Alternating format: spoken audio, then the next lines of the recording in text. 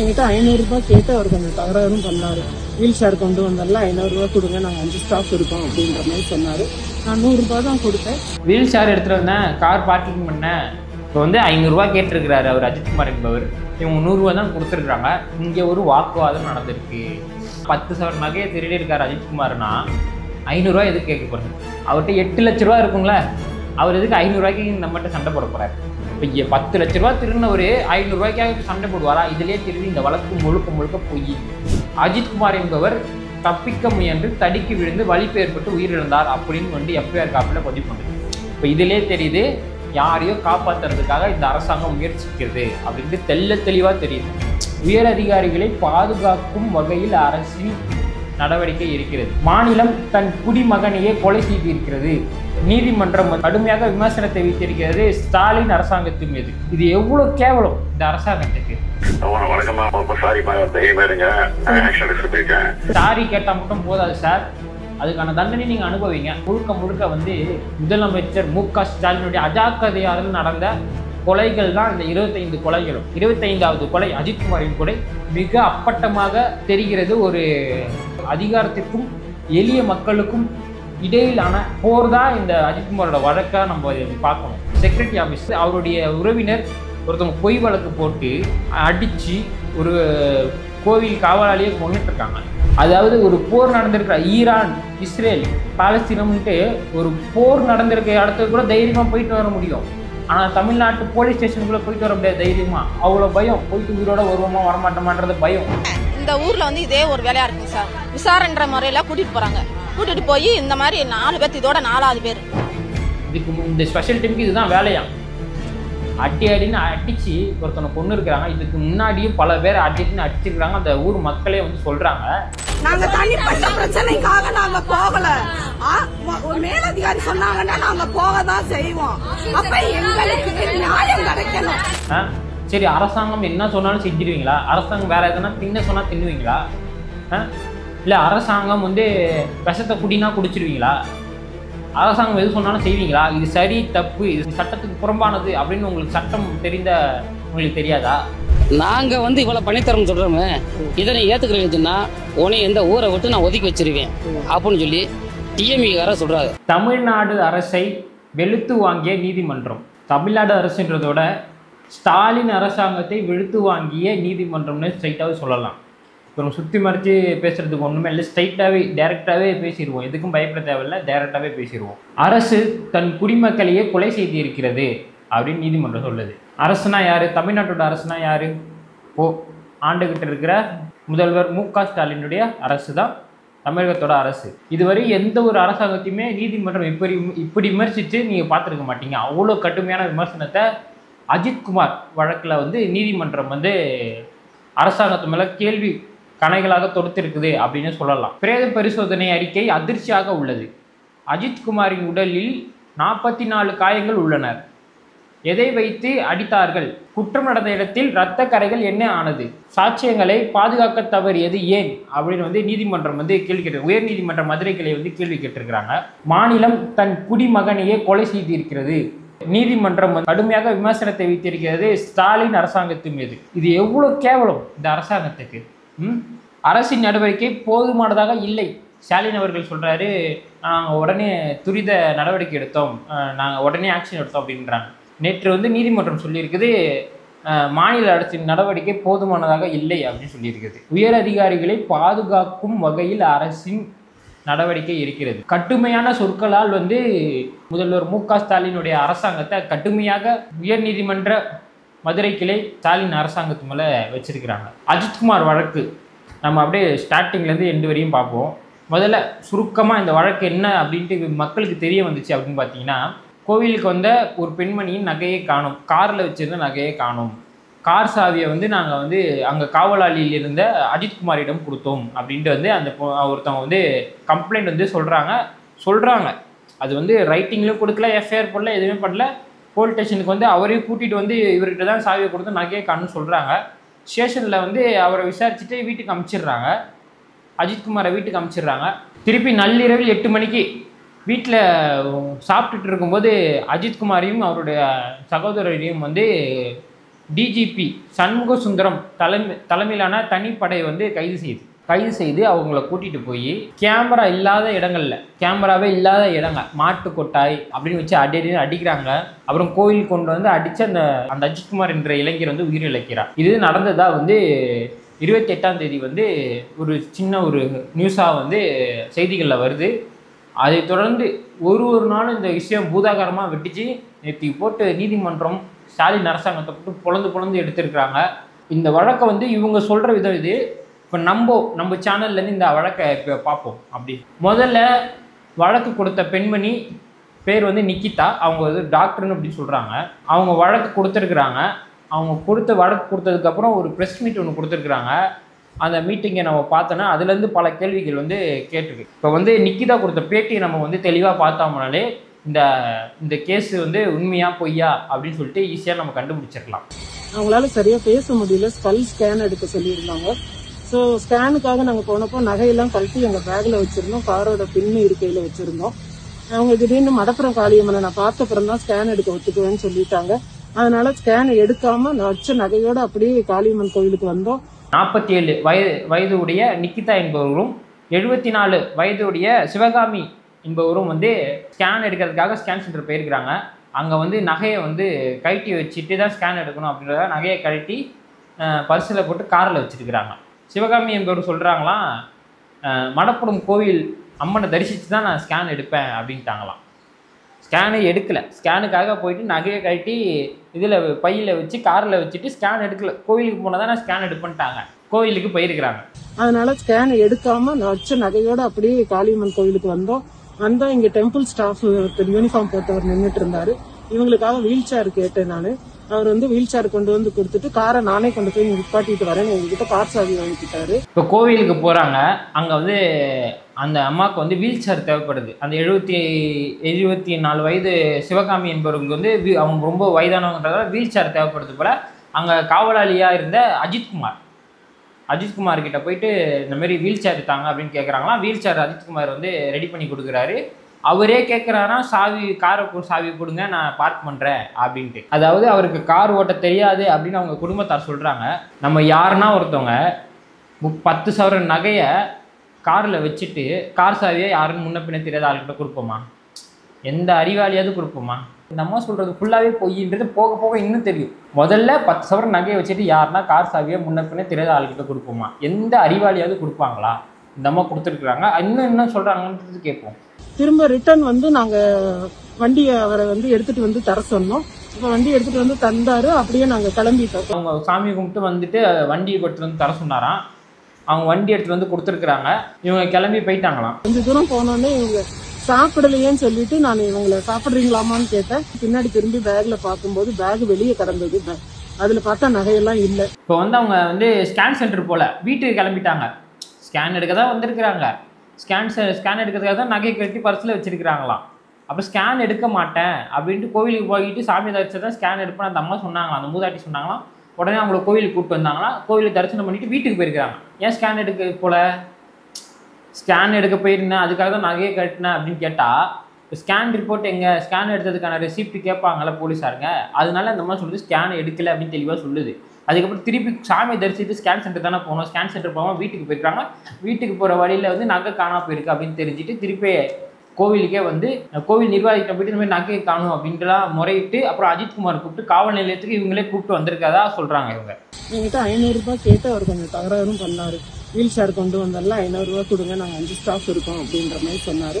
நான் 100 ரூபாய் தான் கொடுத்தேன். கடைசியாக அவங்க சொல்கிறது தான் இந்த வழக்கோடைய முக்கியமான ஒரு புள்ளி. வீல் சேர் எடுத்துகிட்டு வந்தேன், கார் பார்க்கிங் பண்ணேன். இப்போ வந்து 500 ரூபா கேட்டிருக்கிறாரு அவர் அஜித்குமார் என்பவர். இவங்க 100 ரூபா தான் கொடுத்துருக்குறாங்க. இங்கே ஒரு வாக்குவாதம் நடந்திருக்கு. என்னுடைய கேள்வி என்னன்னா, ஒரு சவரோட விலை 80,000 ரூபாய்னா 10 சவர் நகையை திருடி இருக்கார் அஜித்குமார்னா 500 ரூபா எதுக்கு கேட்க போகிறார்? அவர்கிட்ட 8 லட்ச ரூபா இருக்குங்களே, அவர் எதுக்கு 500 ரூபாய்க்கு நம்மகிட்ட சண்டை போட போகிறாரு? 10 சவரன் நகையை அஜித்குமார் திருடி இருந்தால் எதற்காக 500 ரூபாய் கேட்பாரு? நம்ம 100 ரூபா கொடுத்துருக்காங்க, ஆர்கியூமெண்ட் நடந்துருக்குது. அப்போ அஜித்குமார் நகையை எடுக்கலை. இந்த அம்மா ஸ்கேன் சென்டர் போயிருந்தா இந்த அம்மா ஸ்கேன் சென்டர் போனதுனால நகையை கழட்டி வச்சுதான் சொல்கிறாங்க. இந்த அம்மா ஸ்கேனும் எடுக்கலை. கோவிலுக்கு வந்தால் தான் வந்து ஸ்கேன் எடுப்பேன் அப்படின்னு அம்மா சொல்லியிருக்காங்க. கோவிலில் பார்த்துட்டும் கோவிலில் சாமி கும்பிட்டும் ஸ்கேன் சென்டர் போல் வீட்டுக்கு தான் போயிருக்கிறாங்க. அப்போ ஸ்கேனு எடுக்கலை. இந்த மாதிரி ரைட்டிங்கில் வந்து இந்த மாதிரி நகை திருட்டு போயிடுச்சுன்னு எழுதி கொடுக்கல. ஏன்னா அவங்க ரைட்டிங்கில் எழுதி கொடுத்தா அது பொய் வழக்கில் இந்த அம்மா மேலே தானே வழக்கு பதிவாகும். இந்த அம்மா டாக்டர் படித்தவங்க. இந்த அம்மா வந்து முதல்ல கம்ப்ளைண்ட் கொடுத்துருக்குறாங்க. கம்ப்ளைண்ட் கொடுத்தவொடனே போலீஸ்காரங்களுக்கு தெரிஞ்சிருக்குது போல இருக்குது. இந்த அம்மா தான் முன்னுக்கு பின் வரனா பேசுது அப்படின்னு சொல்லிட்டு அவர் அஜித்குமார் சொல்லியிருப்பார் போல. இந்த மாதிரி எங்களுக்கு 500 ரூபா கேட்டேன் சார், வாக்குவாதம் நடந்துச்சு, அதனால இந்த அம்மா பொய் கேஸ் கொடுக்குது போலன்னு சொல்லியிருக்கலாம். காவல் நிலையத்தில் சொல்லியிருக்கலாம். அதனால அஜித்குமார் அனுப்பிச்சி வச்சாங்களாம் தெரியல. ஆனால் அனுப்பி வச்சுட்டாங்க அஜித்குமாரை. 8 மணிக்கு அவர் வீட்டில் சாப்பிட்டு இருக்கும்போது தான் திருப்பி போய் அரெஸ்ட் பண்ணுறாங்க. யார் அரெஸ்ட் பண்ணுறாங்கன்னா ஒரு தனிப்படை அரெஸ்ட் பண்ணுது. அந்த தனிப்படை யார் சொல்லி வராங்கன்னா டிஜிபி சண்முக சுந்தரம் சொல்லி வராங்க. டிஜிபி சண்முக சுந்தரத்துக்கு இந்த வழக்கை யார் சொன்னதுன்னா, அதாவது செக்ரட்டரி ஆஃபீஸ்லேருந்து ஒரு முக்கியமான நபர் வந்து டிஜிபி சண்முக சுந்தரத்தை கான்டாக்ட் பண்ணி இந்த வழக்கை வந்து எடுத்து இந்த நகையை மீட்டு கொடுங்க அப்படின்னு சொல்லியிருக்கிறாங்க. அவங்க யாருக்கு கான்டாக்ட் பண்ணி வந்து இந்த டிஜிபி கிட்ட வழக்கு வந்தது அப்படின்றதும் இந்த விஷயத்தை பேச மாட்டேங்கிறாங்க. சுற்றி அஜித்தை சுற்றியே இந்த வழக்கை சுற்றிட்டு இருக்குது.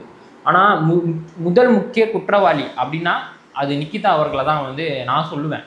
ஏன்னா அவங்க போட்டிருக்கதே ஒரு பொய் வழக்கு. அவங்க சொல்கிறதுலே தெளிவாக தெரியுது. அவங்க ஸ்கேன் போனதுனால ஸ்கேன் எடுக்கிறதா நகை கழட்டதான் சொல்கிறாங்க. ஆனால் ஸ்கேன் எடுக்கலை.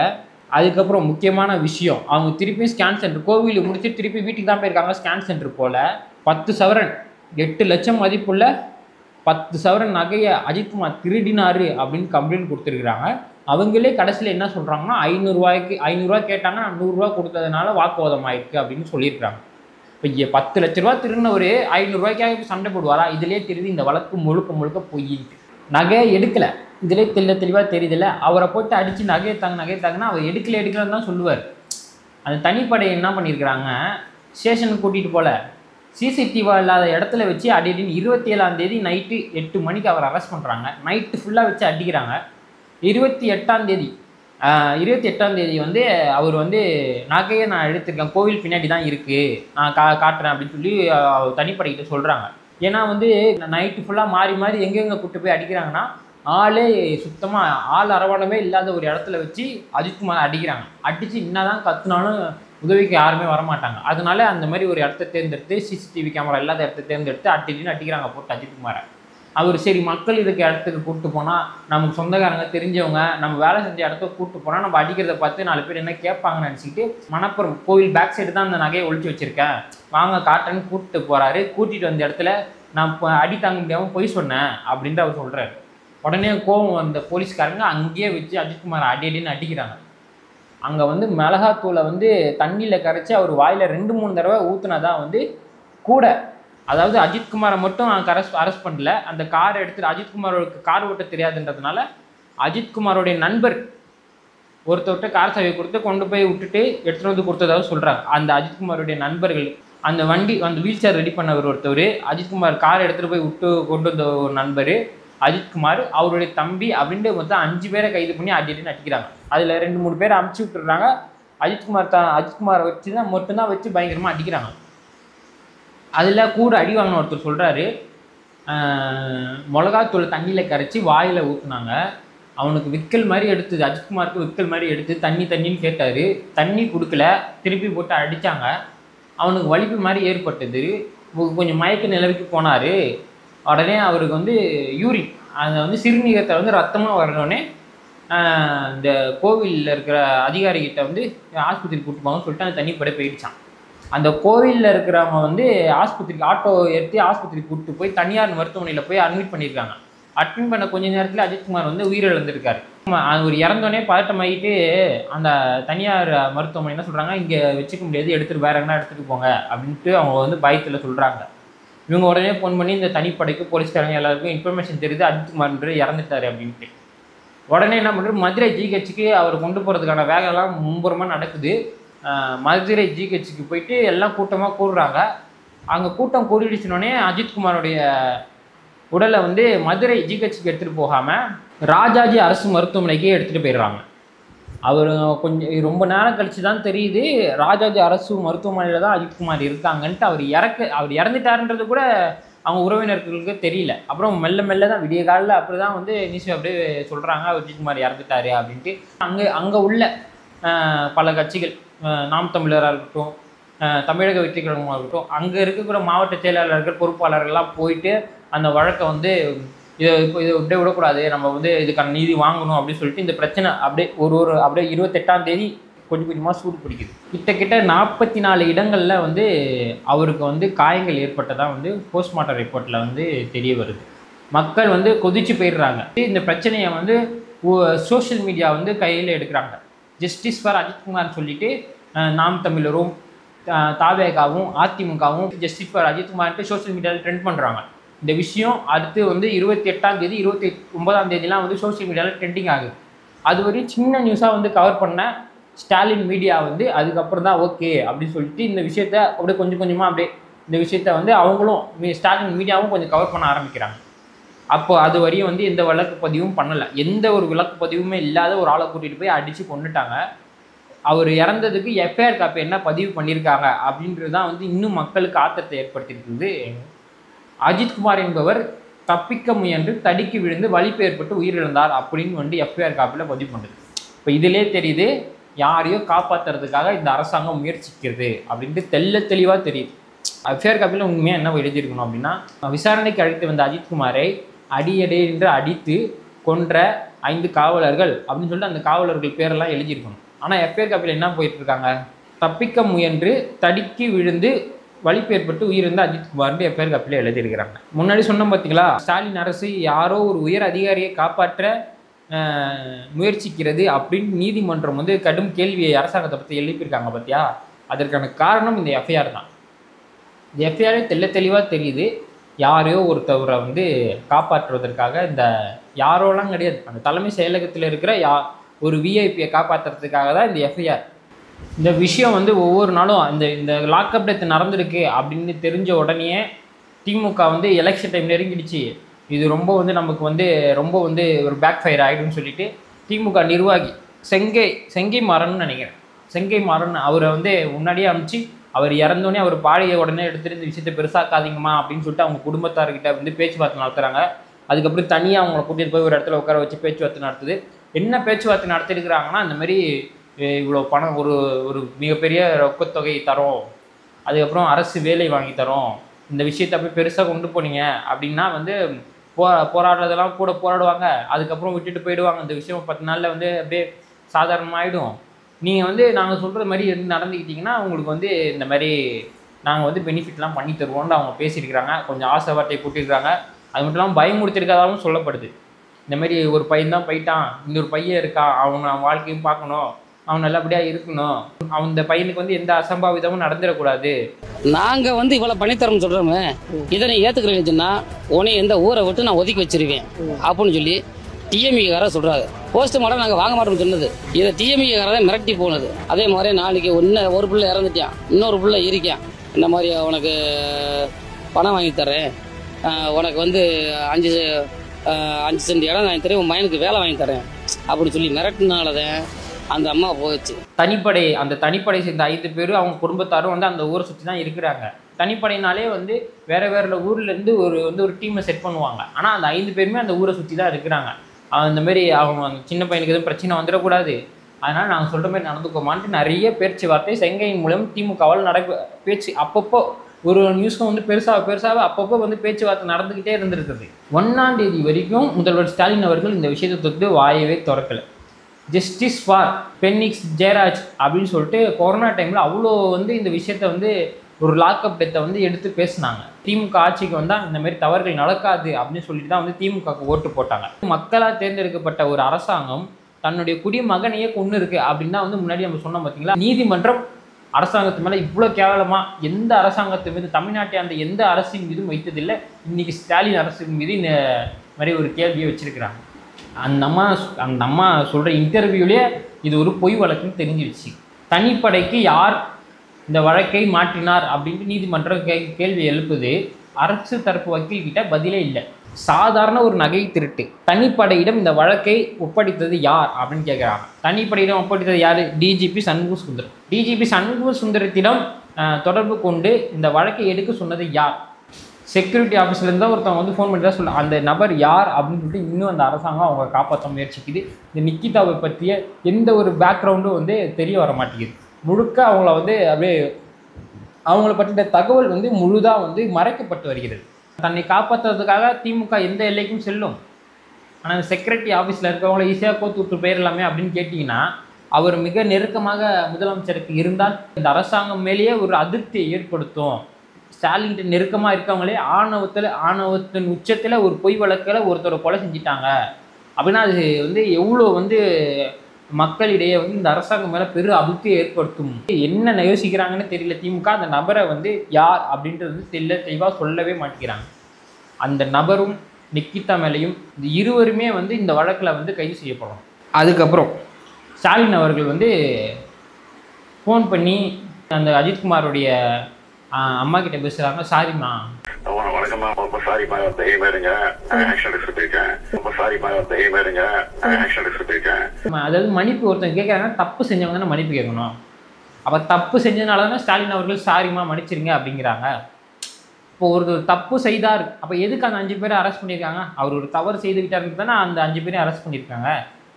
அப்போ தவறு செய்ததுனால தானே வந்து ஸ்டாலின் அவர் சாரி கேட்குறாரு. அப்போ இவங்க ஒரு அதாவது முதலமைச்சர்னா தவறு செஞ்சுட்டா சாரி அப்படின்னு இருக்கலாம், சாரி அப்படின்னு சொல்லிட்டு ஈஸியாக தப்பிச்சு போயிடலாம். அப்புறம் கீழே ஒரு கான்ஸ்டபிள்னா வந்து சிறைக்கு செல்லணுமா? இந்த 5 பேர் நிக்கிதா, டிஜிபி, அப்புறம் அந்த தலைமை செயலகத்தில் அந்த செக்ரட்டரி ஆஃபீஸில் ஒர்க் பண்ண நபர், இவங்க எல்லாரையும் அரெஸ்ட் பண்ணணும். அதோட முக்கியமாக ஒரு ஆளை அரெஸ்ட் பண்ணணும். அரசு தன் குடிமகனையே கொலை செய்திருக்கிறது அப்படின்னு நீதிமன்றம் சொல்லியிருக்கு. நான் சொல்லலை. அரசுனா யார்? ஸ்டாலின் அரசு தான் சொல்கிறாங்க. அப்போது இதற்கான தண்டனை யாருக்கு கொடுக்கணும்? அந்த அரசாங்கத்துக்கு தான் கொடுக்கணும். திமுக ஆட்சிக்கு வந்து ஸ்டாலின் அவர்கள் அரியணை இல்லாமல் இருந்து முதல் தவறு கிடையாது. திமுக ஆட்சிக்கு வந்து இது 25வது லாக்அப் டெத். கொடூரமாக வெளிப்படையாக நடந்த 25வது லாக்அப் டெத் அஜித்குமாரோடைய லாக்அப் டெத், அஜித்குமாரோடைய மரணம். அப்போ இதற்கு முழு பொறுப்பு எடுத்து ஸ்டாரி கேட்டால் மட்டும் போதாது சார், அதுக்கான தண்டனை நீங்கள் அனுபவிங்க. பதவி விலகிட்டு அதுக்கான தண்டனை என்னவோ இது வந்து முழுக்க வந்து தமிழக அரசின் முதலமைச்சர் மு.க. ஸ்டாலினுடைய அஜாக்கிரதையால் நடந்த கொலைகள் தான் இந்த 25 கொலைகளும். 25வது கொலை அஜித்குமாரின் கொலை மிக அப்பட்டமாக தெரிகிறது. ஒரு அதிகாரத்திற்கும் எளிய மக்களுக்கும் இடையிலான போர் தான் இந்த அஜித்குமாரோட வழக்காக நம்ம பார்க்கணும். ஏன்னா செக்ரட்டரி ஆஃபீஸ் அவருடைய உறவினர் ஒருத்தவங்க பொய் வழக்கு போட்டு அடித்து ஒரு கோவில் காவலாளியே கொண்டுட்ருக்காங்க. ஏன்னா வந்து இது வந்து முதல் தவறு இல்லை, நீங்கள் சாரி கேட்டு ஈஸியாக தப்பிச்சு போடுறதுக்கு. இது வந்து 25வது தவறு. நீங்கள் அப்போ 25 சாரி கேட்டிருக்கீங்களா? சாரி 25 தடவை சொன்னீங்களா? இந்த விஷயம் வந்து இவ்வளோ தூரம் ட்ரெண்டிங் ஆனோடனே அந்த குடும்பத்தாருக்கு ஃபோன் பண்ணி சாரிம்மா அப்படி ஸ்பீக்கரில் போட்டு சாரிம்மா அப்படின்னா அந்த நியூஸ் சேனல்ஸ் கவர் பண்ணி ஸ்டாலின் மீடியா வந்து கவர் பண்ணி அப்படியே மக்கள்கிட்ட கொண்டு போய் சேர்ந்துடும். பரவாயில்ல, மு.க. ஸ்டாலின் அவர்கள் வந்து மன்னிப்பு கேட்குறாரு அப்படின்னு ஒரு அவங்க மேலே வந்து மரியாதை வந்துடுமா?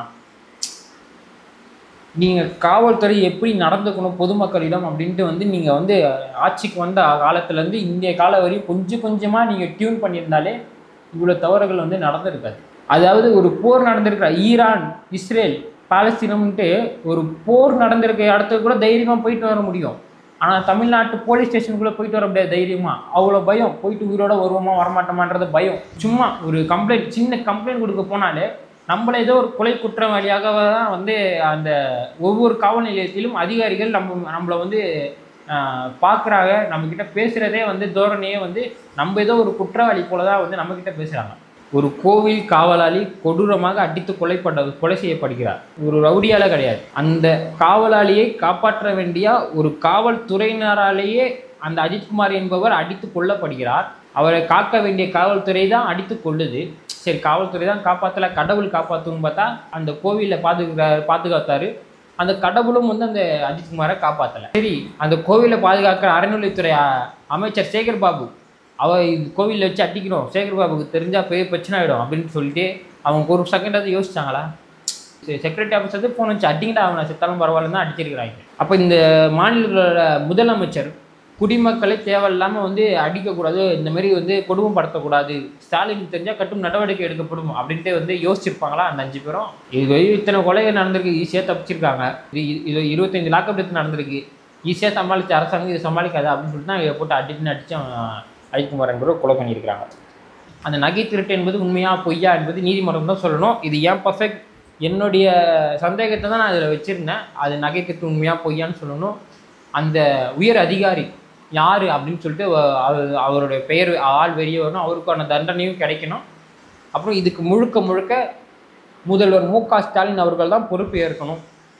அவர் கண்டிப்பாக 25 மரணங்கள் நடந்துடுச்சு, லாக்கப் நடந்துடுது. அப்போ தன்னுடைய நேரடி கண்காணிப்பில் இருக்கிற காவல்துறை கட்டுப்பாட்டில் இல்லை என்றால் அதற்கு முதல்வர் மு.க. ஸ்டாலின் அவர்கள் பதவி விலக வேண்டும். இன்னைக்கு அந்த கைது செய்யப்பட்ட 5 காவலர்கள் குடும்பத்தினரும் வந்து போராட்டம் பண்றாங்க. அதுல ஒரு அம்மா கொந்தளிச்சு பேசுது.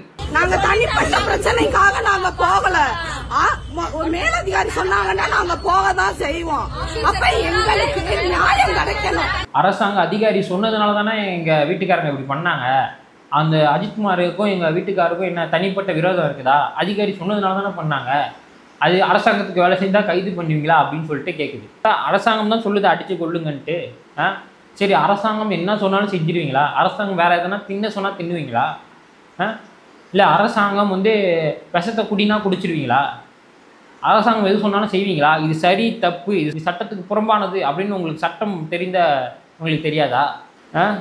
உங்கள் வீட்டுக்காரங்கன்னா இது முதல் தடவையாக பண்ணுறது. அந்த ஊருக்காரங்களே சொல்கிறாங்க இது 4வது தடவை. அஜித்குமார் 4வது தடவை அவர் இறந்துட்டு இருக்காரு. ஒருத்தரை தூக்கிட்டு போய் அடின்னு அடிச்சிருக்கிறாங்க அந்த ஊர் மக்கள் முன்னாடியே. இது 4வது நபர் தான் அஜித்குமார். இந்த ஊர்ல வந்து இதே ஒரு வேலையா இருக்குங்க சார். விசாரன்ற முறையில கூட்டிட்டு போறாங்க. கூட்டிட்டு போய் இந்த மாதிரி 4 பேர், இதோட 4வது பேர். இதுக்கு இந்த ஸ்பெஷல் டீமுக்கு இதுதான் வேலையா. அடின்னு அடிச்சு ஒருத்தனை கொண்டு இருக்கிறாங்க. இதுக்கு முன்னாடியும் பல பேர் அடின்னு அடிச்சிருக்கிறாங்க. அந்த ஊர் மக்களே வந்து சொல்றாங்க. அப்போ அந்த ஊர்ல என்ன நடந்துட்டு இருந்திருக்கு அதை வந்து அந்த எந்த ஒரு அதிகாரியுமே கண்டுக்கல. இன்னைக்கு ஒரு கொலையே நடந்திருக்குது. தமிழ்நாட்டை பொறுத்தவரை 25வது கொலை. அந்த ஊர் மக்களுக்கும் நியாயம் கிடைக்கணும், தமிழ்நாட்டு மக்களுக்கும் நியாயம் கிடைக்கணும். இந்த விஷயத்தை இப்படியே எதிர்கட்சிகளோ தாவேக்காவோ நாம் தமிழரோ விட்டுடக்கூடாது. இது மிகப்பெரிய விஷயமா எடுத்து பேசணும். ரவுடியை பார்த்து பயப்படுறத விட இன்னைக்கு போலீஸ்காரனை பார்த்து தான் அவ்வளோ பயப்படுறாங்க. ஏன்னா ஒரு ரவுடியை போல செயல்பட்டு கொண்டிருக்கிறாங்க தமிழ்நாட்டு காவல்துறை. ஒரு சாதாரண மனிதர் மீது, ஒரு குற்ற வழக்கு இல்லாத, ஒரு குற்ற பின்னாடி இல்லாத பொதுமக்கள் மீது எக்காரணத்தை கொண்டும் அவர்கள் மீது வந்து கை வைக்கக்கூடாது என்று இந்த வழக்கில் வந்து தமிழ்நாட்டு மக்களுக்கு ஒரு நியாயம் வாங்கி தரணும். எல்லா கட்சியும் தனிப்பட்ட முறையில் வந்து போராட்டத்தை நடத்தி தமிழ்நாட்டு மக்களுக்கு நியாயம் வாங்கி தரணும். போலீஸ்காரங்கன்னா யார் எங்கே வேணால் வச்சு அடிப்பாங்களா? போலீஸ்காரங்கன்னா யாரை வேணால் அடிப்பாங்களா? பொதுமக்களை காப்பாற்ற தான் போலீஸ்காரங்க. அந்த போலீஸ்காரங்களே பொதுமக்களை கொலை பண்ணுவாங்களா, அடிப்பாங்களா, சித்திரவதை செய்வாங்களா? தமிழ்நாடு மக்கள் இனிமேல் வந்து போலீஸ்காரங்களை பார்த்து பயப்படக்கூடாது. அது மாதிரி தமிழ்நாடு காவல்துறை வந்து செயல்பட வேண்டும். அது இந்த வழக்கை வந்து ஒரு முன் உதாரணமாக எடுத்துக்கிட்டு இந்த வழக்கில் புடின்னு பிடிச்சிங்கன்னா தான் இதுக்கு மேலே வந்து போலீஸ்காரங்களுக்கு வந்து ஒரு கடிவாளம் இட வேண்டும். கண்டிப்பாக கடிவாளம் இட வேண்டும். அதை முதல்வர் ஸ்டாலின் செய்வாருன்னு எங்களுக்கு நம்பிக்கை இல்லை. அவர் செய்ய வைக்க வேண்டியது நாம் தமிழருக்கும் தாவேக்காவுக்கும் உள்ளது.